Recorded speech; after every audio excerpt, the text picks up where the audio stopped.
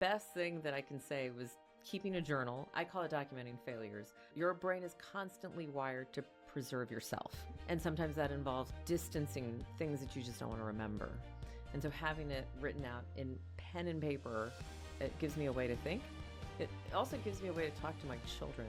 When they experience their own setbacks, it helps to kind of open it and say, let me tell you about this time that this person thought I didn't do a good job at this and I almost got fired. And they're like, someone fired you? And it helps. And that was from a journal of failures.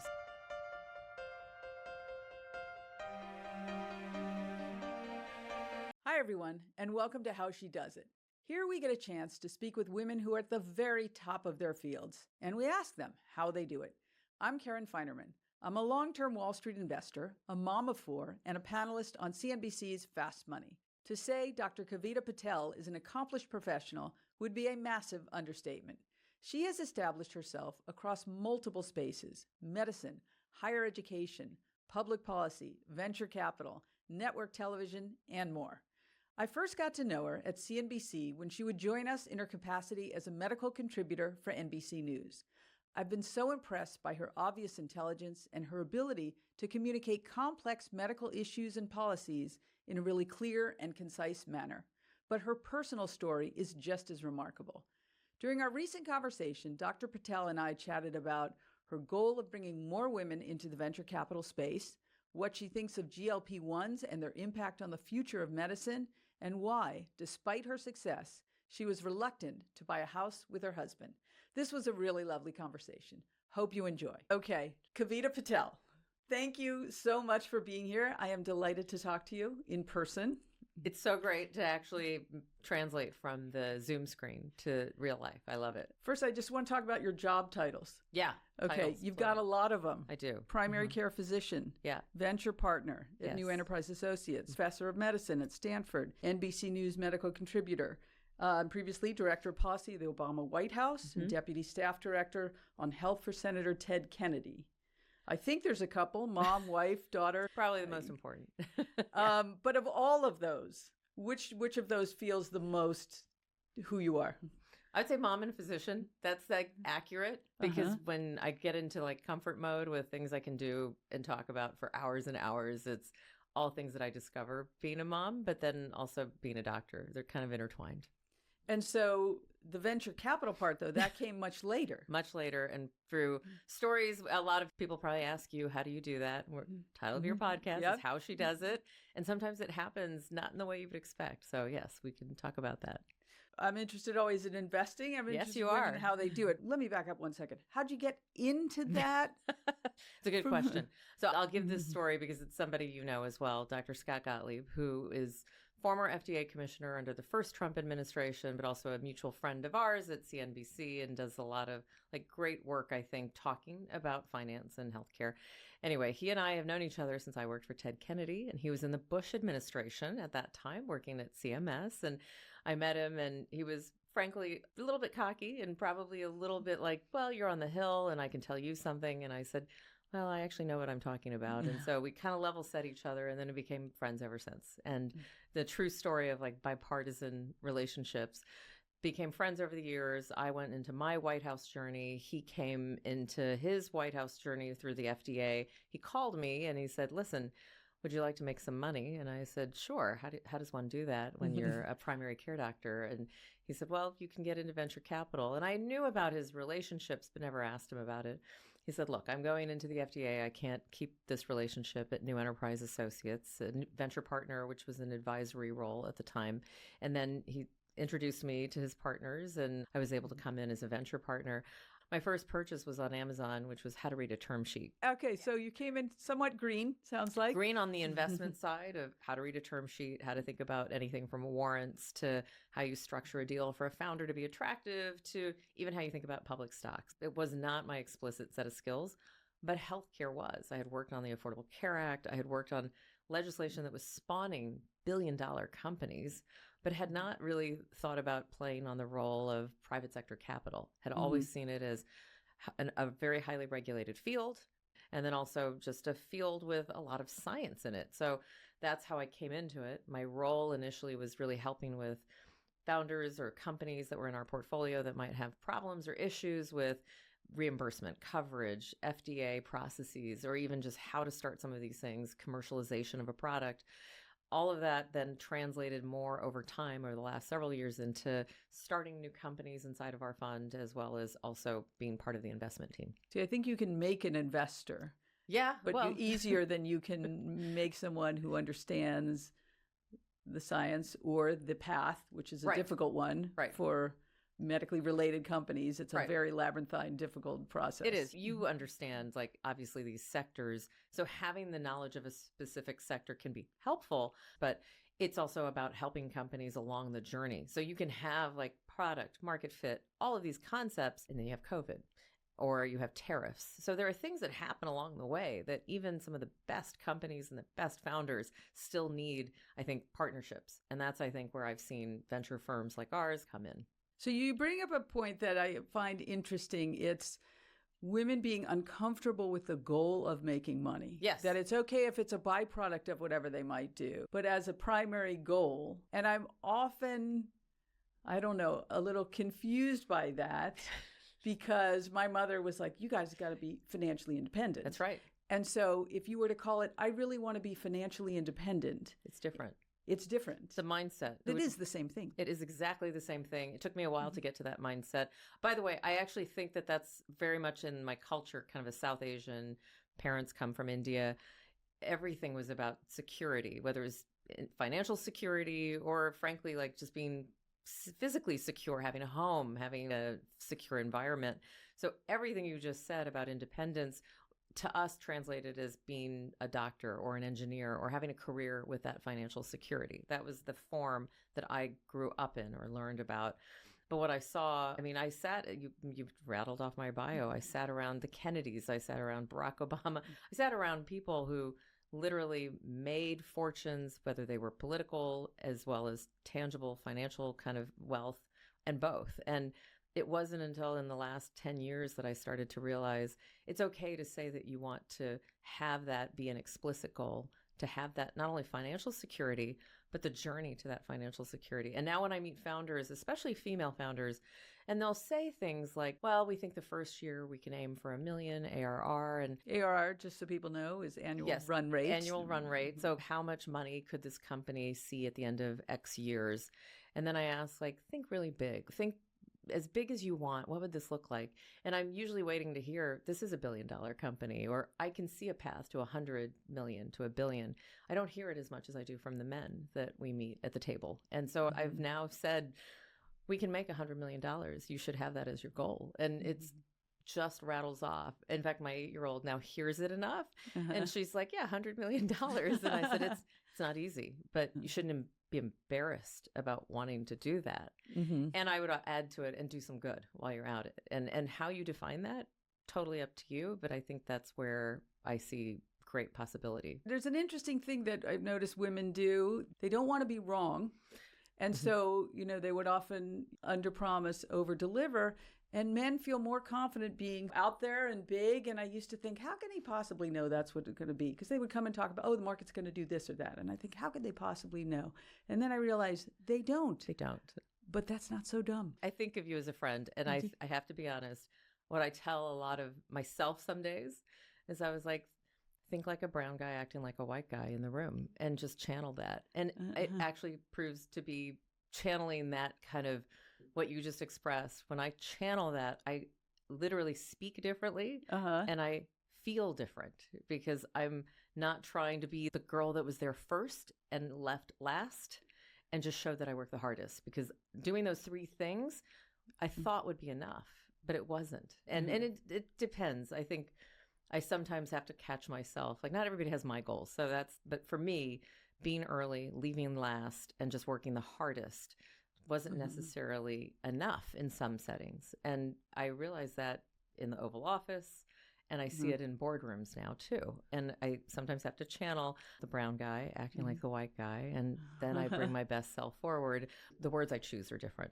The confidence I use in talking through things, as well as the humility. I will be the first to say, but sometimes I don't know, and we just have to see. But there's a difference between that and well, I'm not sure, and I think this could work, So those are the differences. It's taken me a long time to learn it. So one thing you said that jumps out, Oval Office. Yeah. Yes. What is it like? What were you discussing in the Oval Office? Yes. And what is it like? Did you ever look around and say, oh my God, I'm in the Oval Office? There were not enough times that I did that. I will say that before COVID, this is the Obama administration, I took for granted walking into the West Wing, Situation Room, all the things that those of you who follow political shows that are listening will often say like, oh, first of all, the ceilings are very low in the White House. I think you're often surprised by how small the White House is. It's tiny. I'll be interested in seeing what the new ballroom looks like because frankly, we needed some space and we had none in the White House. But it's the thing about the Obama White House was that Obama himself was notorious for walking the halls and going up to the second floor of the White House and just kind of wandering. I heard Clinton did the same thing. So there were times where I'd be working or briefing like Valerie Jarrett, and then all of a sudden Obama just shows up. And you do he is the president. So even those moments you were like, oh my goodness, it's the president of the United States. So literally, do you stand up? Yes, you do. You do stand, and he'll be like, sit. And, he'll call us by our first names, but out of respect, Mr. President. But then he's a normal person. And you see that part, and it's hard to believe. So going into the Roosevelt Room or into the Oval Office, it is very procedural. You're not just hanging out with him. I wasn't at that level of politics where I could hang out with the president. So we were there. It was a briefing. Everything was very timed and orchestrated, and his time is obviously very valuable. So that was pressure because it was around healthcare. We had to get across complicated concepts in a minute or less. It taught me a lot about probably what helps on TV, but in those moments I was nervous. But then there were many meetings we had with governors, and the president was there. They were hours of meetings to talk about healthcare, and he was just a normal guy, and you forgot. I'm in the Roosevelt Room of the West Wing of the White House.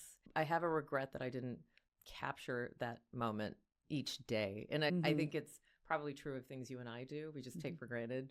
And we're like, wow, this is amazing. I'm recording a podcast with the Karen Finerman. So I'm starting to relish all of those moments more. Did you take any of the little M&M boxes? Oh, totally.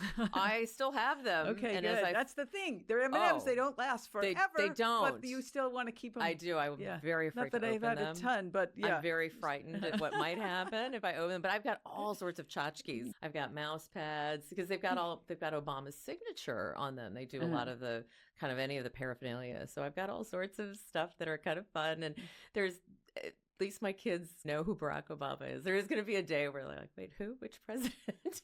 But right now it's fun.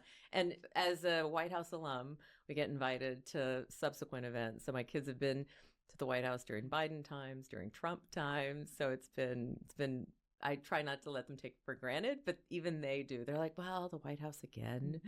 We've already done that. So yes, but it is pretty cool. And no matter who you are as an American, it's a pretty special feeling. Well, let me go back to the physician part of you. How did you know growing up you wanted to be a doctor? Yeah. This question gets asked a lot. I did not know I wanted to be a doctor specifically. I knew that I wanted to have a life that was better than the one we had. My parents just in the last couple of years moved out of the motel that we owned. They came to this country. Dad, an engineer, but the career he could have here had some health issues. And actually, that's why we ended up eventually owning, but operating a motel. And I worked 24/7, 7 days a week.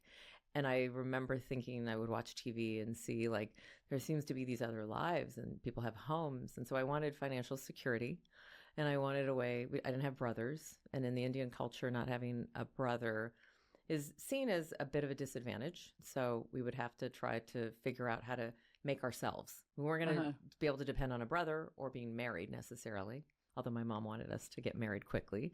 But I had to make it happen for myself. So being a doctor was one option. I thought about being a lawyer. I applied to law school as well.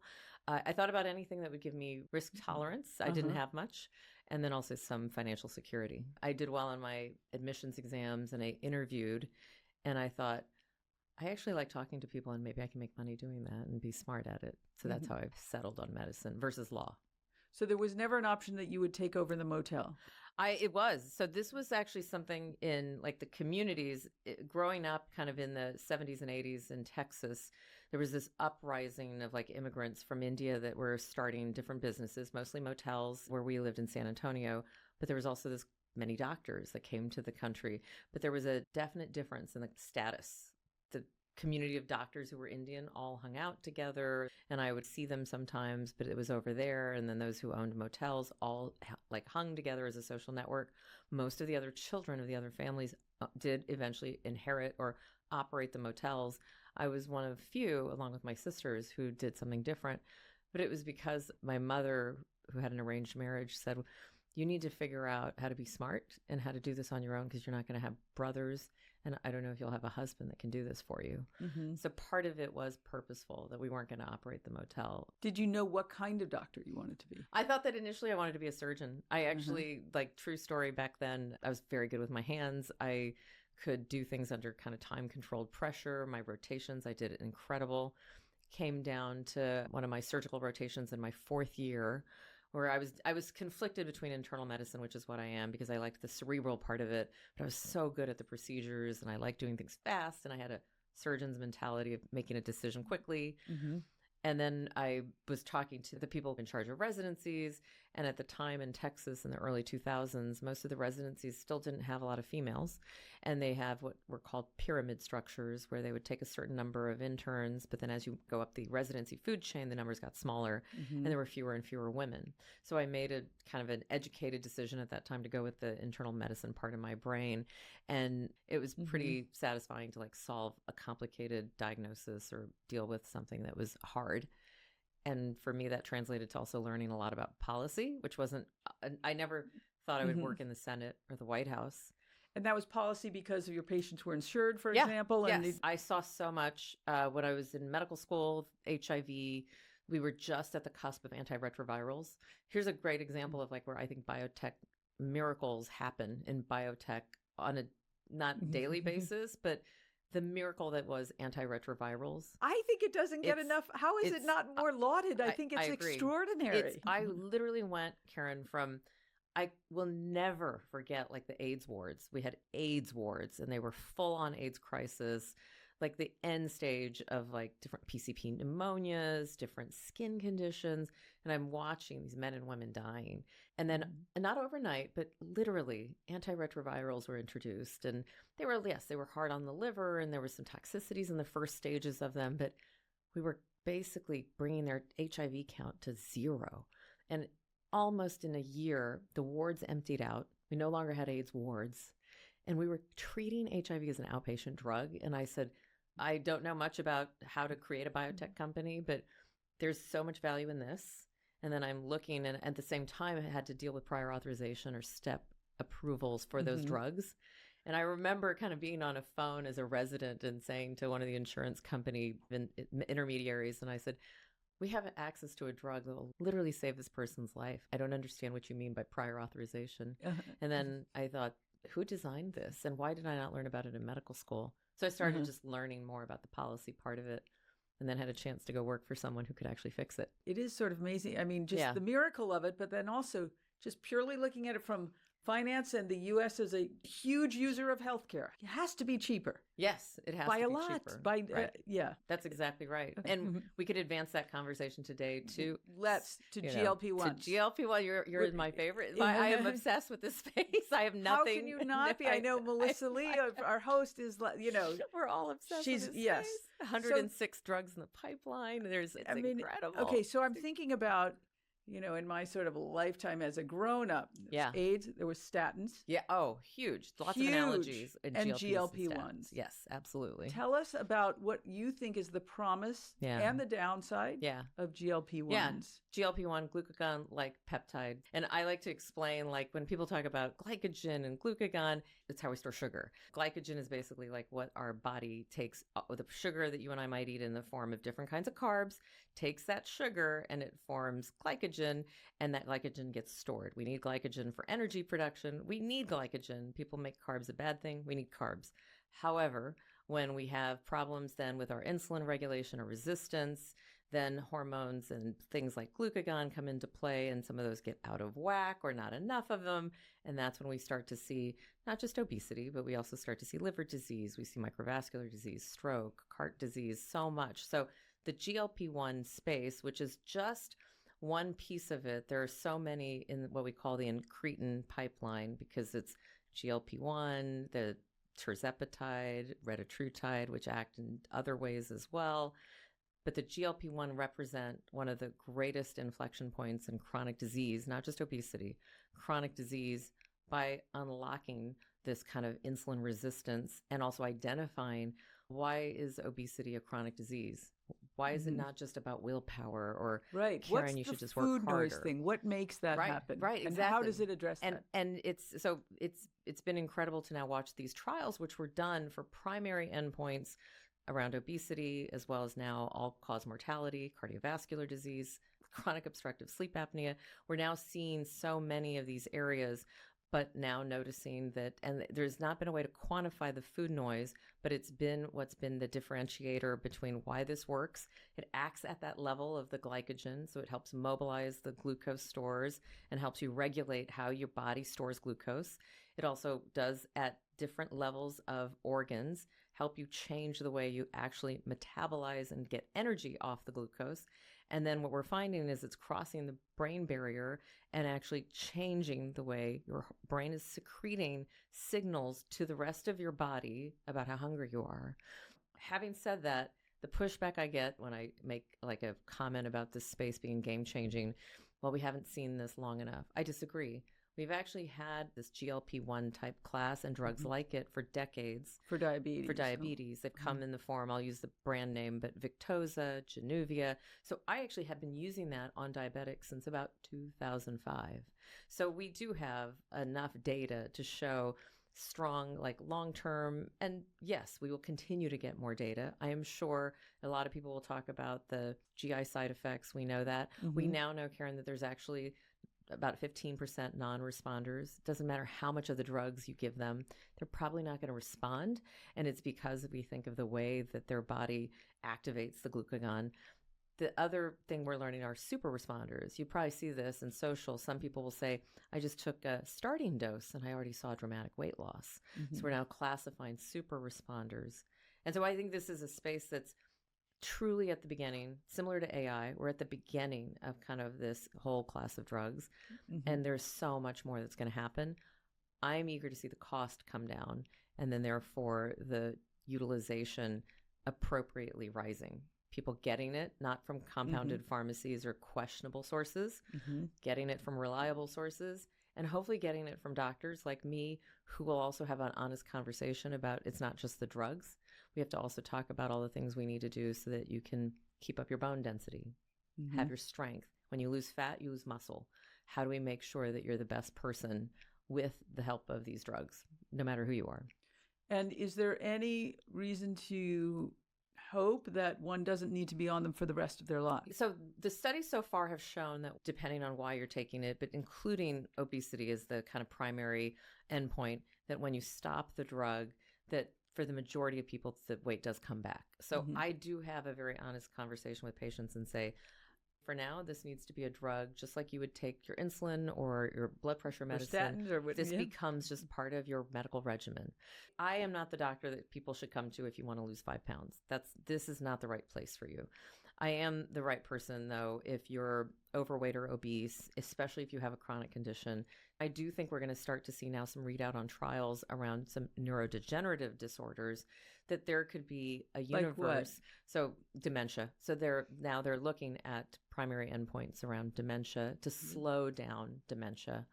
And you have seen people doing things like microdosing and talking about that potentially being used for delaying dementia. It would not surprise me if there's some positive trial results to see that we can slow down cognitive decline with these drugs. That would not shock me at all. Getting back to how your brain is processing food, it also could be one of the reasons we accelerate cognitive decline because of our insulin resistance and imbalance. So back to your point about could you stop these drugs?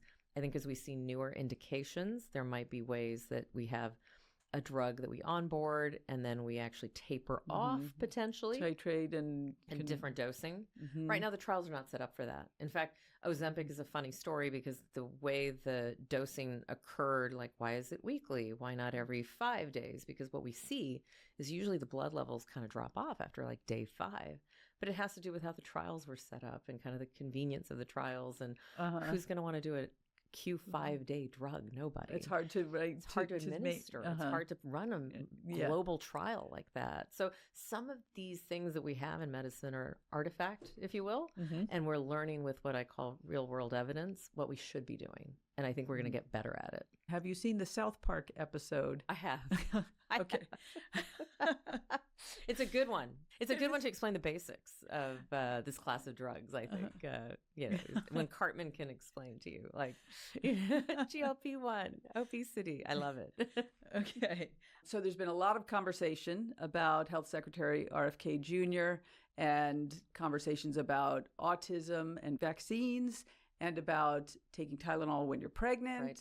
Where are you on that? Any of those? Yeah, I think it's unfortunate because some of these statements have been made where it's actually scared people to believe that, for example, vaccines directly cause autism. They don't. We have no scientific proof that there's any causal relationship between vaccines and autism.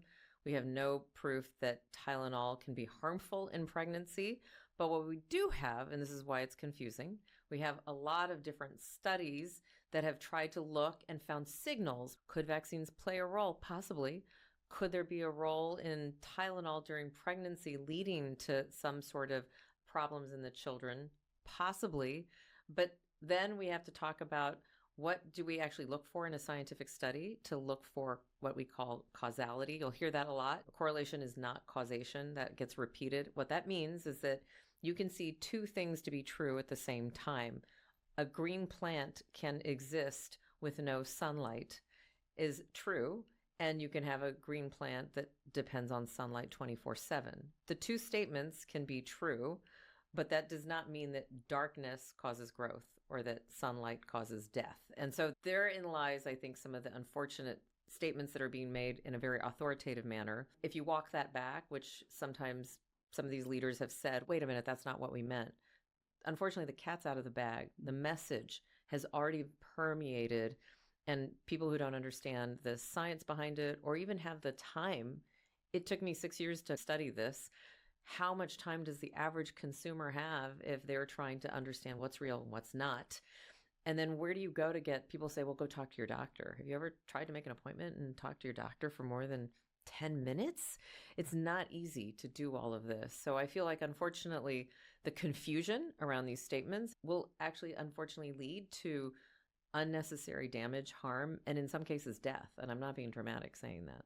So you've taken on divergent professional opportunities, right? Many at the same time. How would you describe what motivates you to do that? Is it courage? Is it curiosity? Is it boredom? What is it? For all my fellow people who have some sort of attention deficit hyperactivity disorder, I think this one's for you. I've definitely diagnosed ADHD in colleagues and friends and patients, and I have some of those traits myself. And I do think that I find myself constantly running to the thing I don't know at all about: venture, politics, policy, putting together an NIH budget. What did I know about it? One of the first things I had to do in the White House wasn't actually healthcare. It was the big three auto bailout.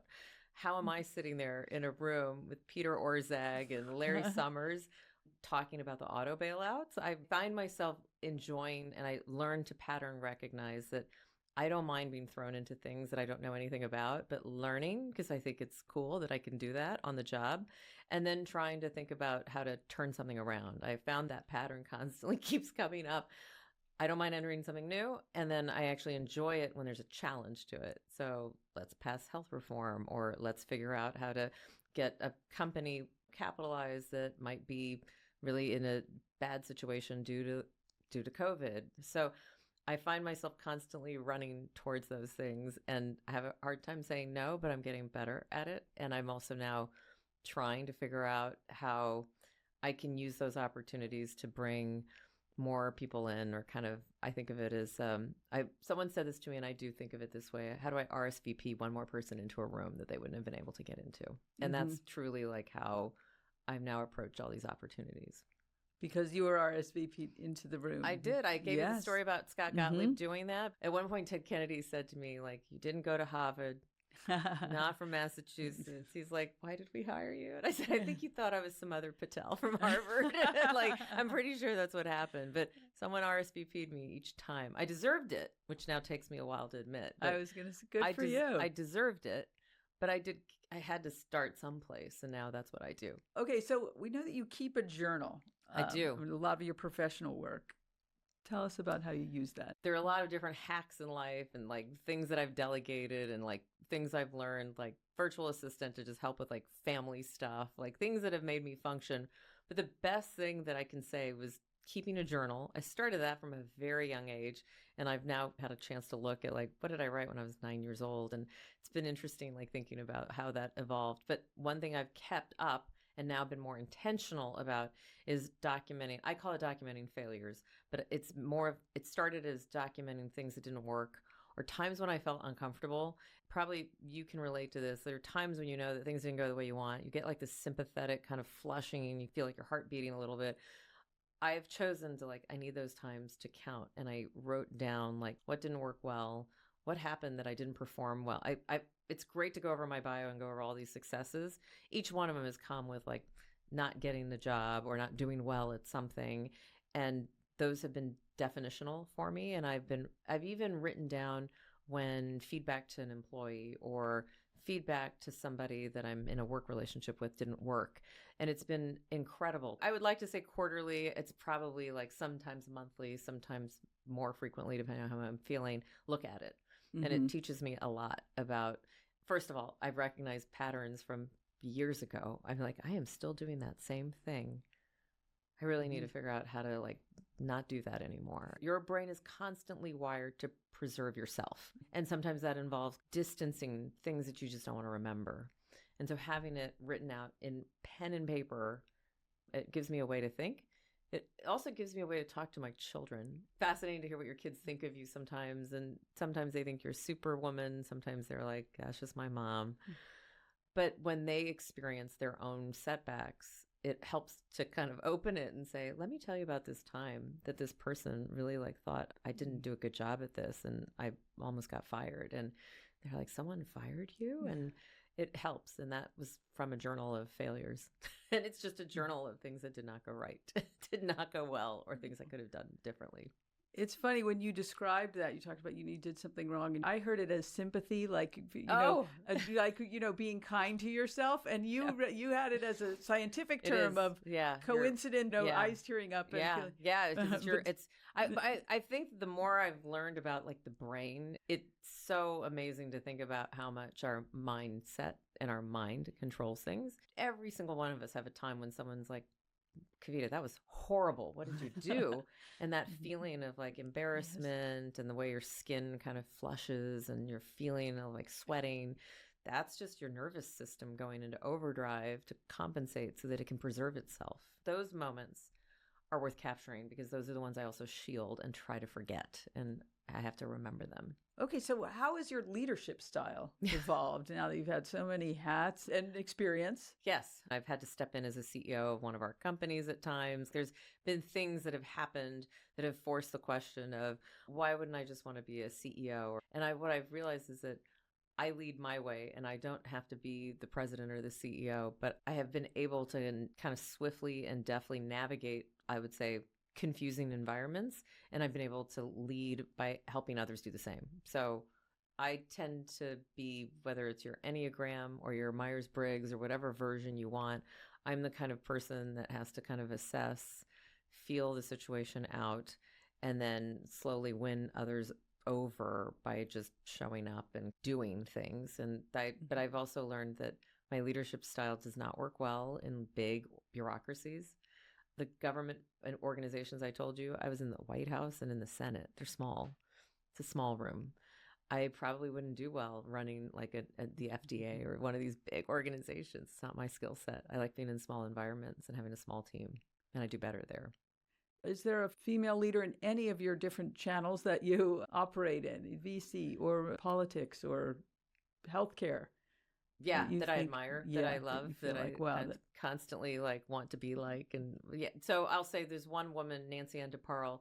She was Obama's deputy chief of staff, but she also, during Clinton, ran Medicare at CMS, the Centers for Medicare and Medicaid Services. She's also now a partner at Consonance Capital. I respect the hell out of her. And she's also been able to kind of fade in and out of these political roles and environments, and then somewhat seamlessly, but I know her and it's hard work, but it looks seamless the way she just goes back into private equity and then, in the White House. And she's a very much a role model of mine and a good human.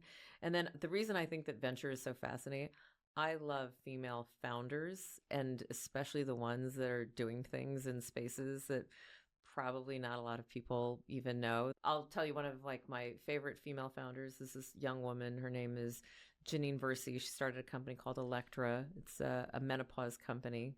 She does it in partnership with UPMC. And she now has she convinced Oscar, the health plan, to actually create a menopause, perimenopause insurance product. And I think that's brilliant. All right, well, let's switch to a man. How did you meet your husband? Yeah, I met him. He's a doctor. Sounds important to the story. He's very important to the story. Right now, he and my nanny are the chassis to being able to do a lot of these things. But his name is Basit Chaudhry, different last name. He's a doctor, MD, PhD. I met him at UCLA where I did my fellowship. We were friends for a long time. And then at some point it just became dating. And then when I got the job offer, I was faculty at UCLA and at the Rand Corporation doing research.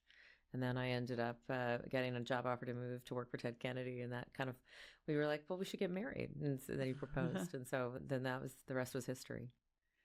And so you guys have a 2-career, yeah, how do you divide things up? Yeah, sometimes not very well. The other day I realized, wait, none of us remember to pay our property taxes. Some of the things I have on autopilot and some of the things I'm still trying to figure out. And he's like, didn't you do that? And I said, I did not do that.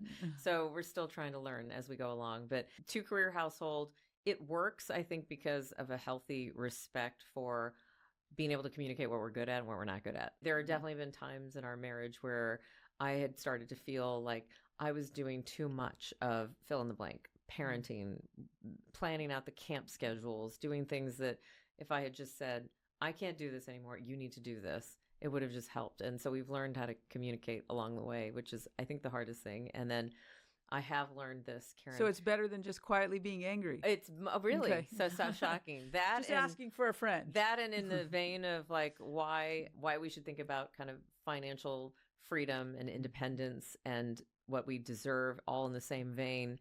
I have learned the hard way that if I can't do something and I have the ability to, someone else can do it and do it better. And the only thing they can't do is parent. And so the hardest part for me is parenting. Okay, so after you were married, is it true that you didn't want to buy a house? That's absolutely true. I thought it was way too much money, and the idea of ever owning a home was so far conceived from possibility in my mind. And it was my husband who had to force me into kind of a mortgage and debt to get a house for the first time, which we did. So why was it such a big deal to buy a house if you had the money? Because I had never lived in a home, and the idea of living in a home seemed like something that I had dreamed about and tried to kind of imagine for so long. And it just seemed impossible and also overwhelming. Just the idea that this was something then that we had lots of money wrapped into, we had to take care of it and something could happen to it. And it was all the uncertainties that scared me. And my husband, who had grown up in homes, just like most people do, was like, no, this is what we do. You get money, you borrow money. And in some cases, debt is not a bad thing to have when it comes to having equity in a home that could appreciate over time. Well, let me ask you a different thing. How did you get on TV? How did I get on TV? Yeah. I worked in the White House, and as an ex-White House employee, I was asked to do guest spots during certain healthcare crises, Supreme Court, this, that, and the other. Then COVID hit, March of 2020. And then because I knew so much about FDA policy and emergency use authorizations, I was called up out of nowhere. I was asked to be on guest spots on NBC, MSNBC, CNBC. And then out of the blue, I get a call from NBC Talent. I thought it was spam. I didn't think it was real. And then I got a second call. And they're like, no, we want to sign you on a contract. I said, a contract to do what? And they're like, to be on television. I said, you mean I get paid? And they're like, yeah. And I said, oh, okay. I didn't know that was I was so naive. I didn't know that was really how you do it. So then I got a 1-month contract thinking, who knows how long this COVID thing will last. 1 month turned to 6. then to a year, and now I'm in year 5 of a contract with NBC. I remember the first time you were on our show, Melissa was really excited about it, and we did the hit, and we go to break, and I'm like, wow, she's great. Where'd you find her? Oh, that is high praise. It's not an easy audience, the hot seat. So, Kavita, you ready? I think I am. All right. This is the lightning round. We got a few would you rather questions, some other questions. And all I ask is that you just give me the first thing that pops in your head. Great. Don't overthink it. Don't overthink it. Would you rather be in D.C. or New York? DC. Okay. Dissect a cadaver or do a puzzle? Do a puzzle. Okay. The Pit or Grey's Anatomy? Grey's Anatomy. Really? Hotter men. Yeah. I don't know. What am I going to tell you? Okay. That I believe that answer. Okay. It's a great answer. I wish they all looked okay. like that. Would you rather be in Barcelona or Madrid? Barcelona. You love it. I love it. And soccer to the blood in Barcelona. Yes. Do you prefer landscapes or portraits? Portraits. You are a painter. I do. This is everyone always asks me, like, what do you actually enjoy doing? I have always loved painting since high school, when I had a high school art teacher, Mr. Lubbering, who literally showed me how to use art, canvas, oil, and that's it, and a brush. Didn't have to be a fancy brush. And ever since then, I've done all sorts of landscapes and portraits. Portraits are hard, and that's why I love them. Capturing someone's face and hands. Hands are hard. So I love doing that. I love that. Would you rather wear a doctor coat and your hair pulled back or TV-ready wardrobe and glammed up? Oh, doctor coat, hair pulled back, but probably just the hair pulled back, like I have now. Yeah. Okay. Would you rather coffee or tea? Coffee. Is there a must-have item for you on a red-eye flight? Oh, absolutely. I have to have the eye cover. So it doesn't matter how. I've even created one out of the 2 sleeves of my cardigan to just cover my eyes. You just got to get the light out. Okay. What books are on your nightstand or your Kindle? Yeah. No, both. So on my Kindle, or actually Audible, is the 5 Types of Wealth, Sahil Bloom. And then I have Haruki Murakami's, it's the AI book that, gosh, I can't believe I can't remember the... Well, if it's on a Kindle, then you never know the title because you never see the title. But then I also have the latest Arundhati Roy memoir, and I recommend it. But I did finish... I have to say, like, the funniest read was Mel Robbins' Let Them. So I thought that was actually like a great, funny, I wish I had thought of that. Oh, I haven't read it. It's an easy read, but it's funny, and she does a great job of, during these moments when you like let things fester and you think about conversations, and she's like, let it go. And it's like a good little tag phrase to keep in mind. Okay. I like that. What have you changed your mind about in the last year? I have changed my mind significantly about classifying. We were talking about vaccines and autism. We could talk about masks. I had done, I think, compartmentalized, like people who didn't understand masks or people who felt a certain way. And some people want to make that political, but it's not. It's actually just how people feel. And I've learned how to have conversations that make me uncomfortable, where I think I'm right and they must be wrong. And then you just sit and you start talking. And I've actually started doing it with patients too, because when I feel like a patient is dismissing like my recommendation or advice, I think the tendency is to think, I did at least, they just don't want to listen. They're not interested. And actually, maybe it's me, and I need to understand why they're saying the things they are. And it's changed a lot. It's why I now enter conversations about vaccines, which are hard to have. I enter them like trying to understand and just listening. And it's changed the way I interact with people. And it's actually made me more comfortable to ask people questions that are harder, that I would normally not be comfortable asking because it takes too much time, or I think I'm right and they're wrong. And I have to just be open-minded to it. But it's hard. It's very hard. I've gone into settings where I know I'm going to disagree with probably some of the statements being made, whatever they might be, but it actually comes out where I've learned something. And that's been just in the last year, it's been something that's been transformative. All right. Well, that's a good answer. Yeah. All right. A little lighter. Would you rather be moved or laugh uncontrollably? Oh, laughed uncontrollably. Oh, I love laughing till like your ribs hurt. Yes. I love it. Okay. Last one, 2 parts. What is the best investment you've ever made and the worst investment you ever made? And broad definition or narrow of investment, however you wish. Yeah. Best investment, Amazon. True story. I was in residency in Portland, Oregon, OHSU, and Jeff Bezos had bought billboards. Remember those, Karen? Mm-hmm. Billboards with like him on a pile of books when Amazon was just a used bookshop swap type of thing. And I was like, this guy seems crazy. And I love used books. And so when Amazon IPO'd, I basically but I only bought $100 worth, but that was a nice, smart $100 investment. That's probably the best way to spend $100 ever. It is. And of course, everyone's like, why didn't you spend more? Because $100 was a lot of money back then when the IPO came out. So that was the best investment I ever made. Since I don't do a lot of like ETFs or do like individual stocks like that, I don't have a worst investment in terms of a stock like the Amazon counter. But the worst investment I ever made, I told you I could spend money and that would be a better way to delegate my time.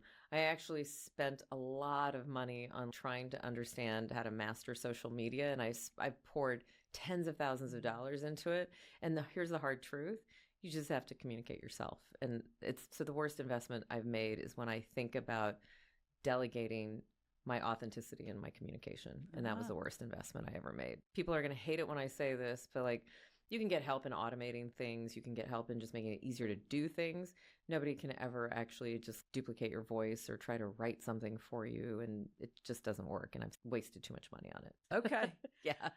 Kavita, thank you so much for spending time with me today. I know we could do this for so long, but I hope that the how she does it, some part of it resonates. And hopefully someone listening will RSVP someone into this conversation too.